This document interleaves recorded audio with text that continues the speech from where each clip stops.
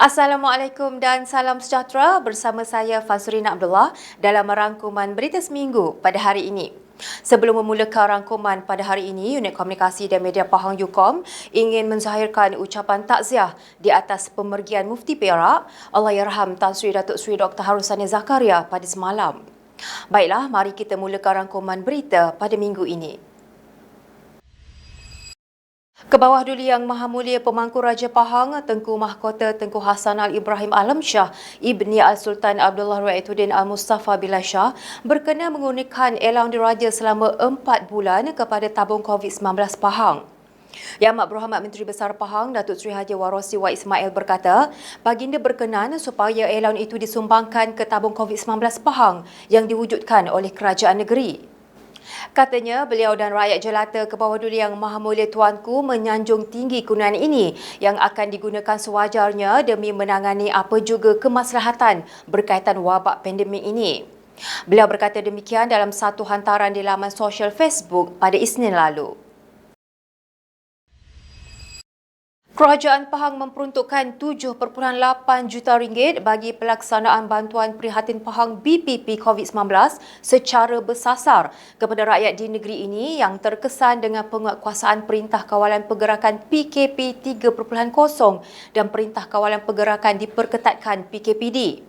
Yang Amat Berhormat Menteri Besar Pahang, Datuk Seri Haji Warosti Wak Ismail berkata, peruntukan besar yang disediakan itu sebagai tanda keprihatinan kerajaan Pahang di atas kemaslahatan rakyat, apatah lagi dalam menghadapi tempoh sukar yang sedang dilalui.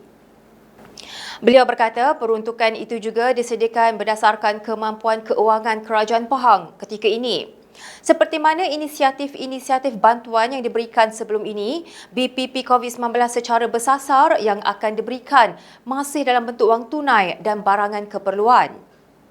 Antara golongan yang akan menerima manfaatnya ialah petugas barisan hadapan, penjaja harian, pemandu teksi, pesakit COVID-19 aktif termasuk yang sedang menjalani kuarantin di rumah, gelandangan, miskin tegar, orang kurang upaya OKU dan warga emas yang juga penerima bantuan Jabatan Kebajikan Masyarakat JKM berusia 80 tahun ke atas. Sementara itu, pengumuman BPP COVID-19 sebanyak 7.8 juta ringgit ini disambut gembira oleh rakyat negeri Pahang. Orang ramai yang telah mendaftar untuk menerima suntikan vaksin COVID-19 perlu sentiasa menyemak aplikasi MySejahtera di telefon bimbit masing-masing bagi memastikan peratusan ketidakhadiran untuk menerima suntikan dapat dikurangkan. Yang Amat Berhormat Menteri Besar Pahang, Datuk Seri Haji Warosti Wak Ismail berkata, ini berikutan jumlah ketidakhadiran penerima vaksin di negeri ini masih tidak memuaskan bagi menerima suntikan di pusat-pusat pemberian vaksin PPV.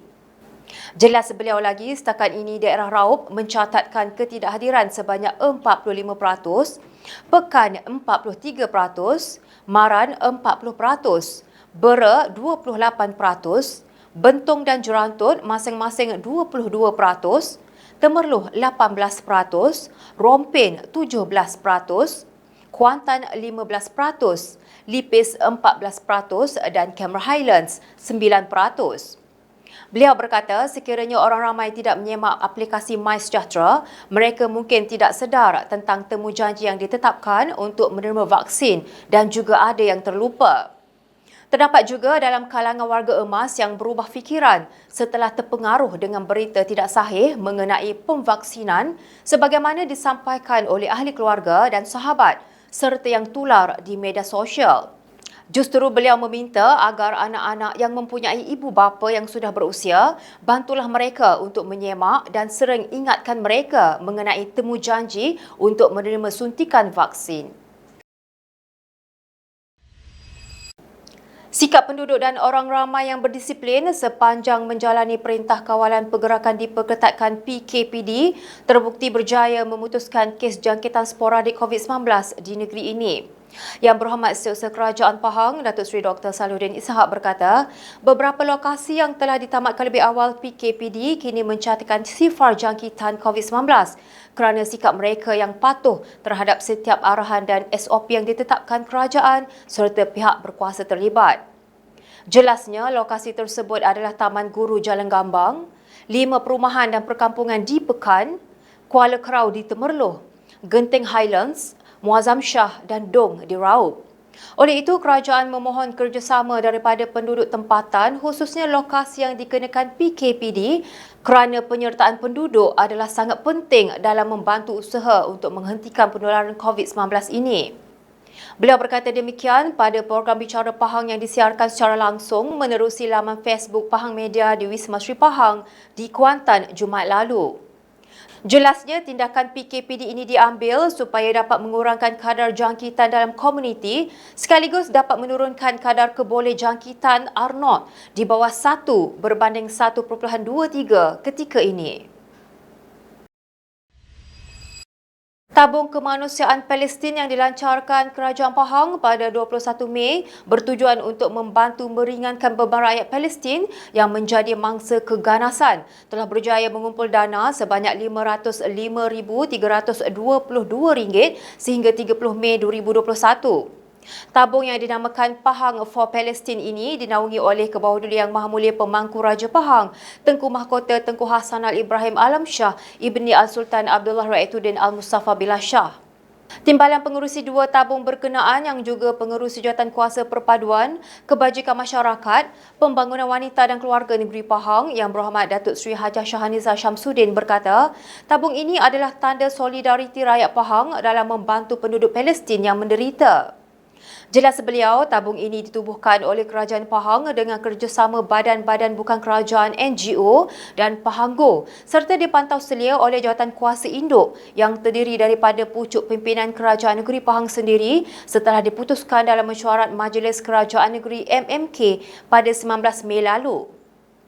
Orang ramai yang ingin memberikan sumbangan boleh melayari laman web pahangforpalestine.com atau melalui aplikasi Pahanggo dengan jumlah sumbangan minimum adalah serendah RM1.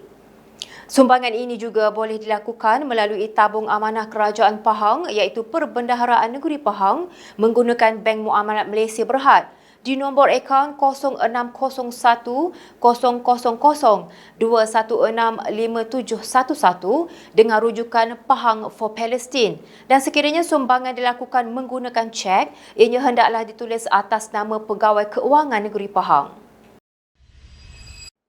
Orang ramai diingatkan supaya sentiasa mengambil berat dan memeriksa keadaan pendawaian serta perkakasan elektrik di rumah atau di kedai masing-masing bagi mengelakkan litar pintas daripada berlaku.